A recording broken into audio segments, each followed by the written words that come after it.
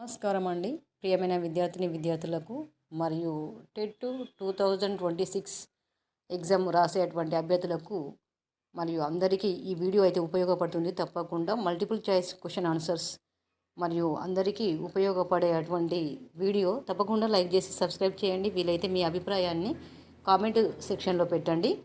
ముందుగా సింగరేణి పాఠము 10వ పాఠం నుండి సింగరేణి పాఠం ద్వారా రచయిత ప్రధానంగా ఏ సామాజిక సమస్యను చూపించాడు?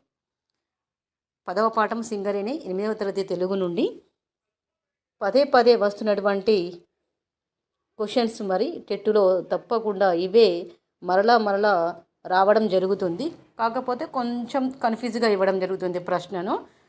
సింగరేణి 10వ పాఠం నుండి సింగరేణి పాఠం ద్వారా రచయిత ప్రధానంగా ఏ సామాజిక సమస్యను చూపించడం జరిగింది అంటే సింగరేణి పాఠం ద్వారా పట్టణ కాలుష్యం, కార్మిక శ్రమ దోపిడీ, నిరుద్యోగం, విద్యాలేమి.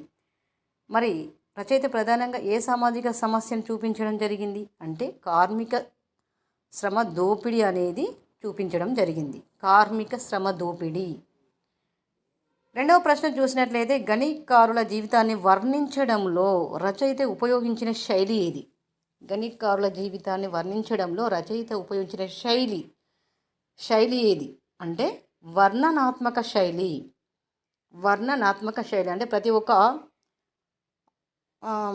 ఆప్షన్స్ అయితే చదవాలి తప్పకుండా, ఎందుకంటే టైము వృధా అవుతుంది కాబట్టి. ఖచ్చితంగా ఇందులో వర్ణించడం అనేది శైలి అనేది కనుక నేర్చుకున్నట్లయితే తప్పకుండా ఆన్సర్ అనేది చేయగలుగుతారు. ఇందులో సరైన జవాబు అయితే వర్ణనాత్మక శైలి. ఇది సరైన జవాబు. సింగరేణి పాఠం ద్వారా విద్యార్థులు పెంపొందించాల్సిన విలువ ఏమిటి? సింగరేణి పాఠం ద్వారా విద్యార్థులు పెంపొందించాల్సిన విలువ అడగడం జరిగింది. ఇక్కడ సరైన జవాబు అయితే సామాజిక బాధ్యత. విద్యార్థులు పెంపొందించాల్సిన విలువ అంటే సామాజిక బాధ్యత అనేది ఈ 3వ ప్రశ్నకు సమాధానము బి అవుతుంది. ఇక 11వ పాఠము కాపు బిడ్డ. 8వ తరగతి నుండి 11వ పాఠము కాపు బిడ్డ నుండి కాపు బిడ్డ పాఠము ఏ సాహిత్య ప్రక్రియకు దగ్గరగా ఉంటుంది? కాపు బిడ్డ పాఠం ఏ సాహిత్య ప్రక్రియకు దగ్గరగా ఉంటుంది అంటే కథకు. కాపు బిడ్డ పాఠం ఏ సాహిత్య ప్రక్రియకు దగ్గరగా ఉంటుంది అంటే కథకు దగ్గరగా ఉంటుంది.